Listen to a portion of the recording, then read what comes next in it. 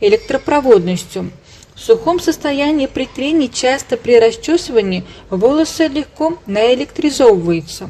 Волосы обладают значительной сопротивляемостью к загниванию. Эта способность может характеризовать устойчивость волоса биологическим воздействием. Человеческий волос обладает гигроскопичностью, способностью впитывать влагу, а также глицерин, животные и растительные жиры. Увеличение объема волоса при этом может достигать 10-25%. Не проникают внутрь волоса и остаются на его поверхности такие вещества, как минеральная масса, вазелиновое масло и вазелин.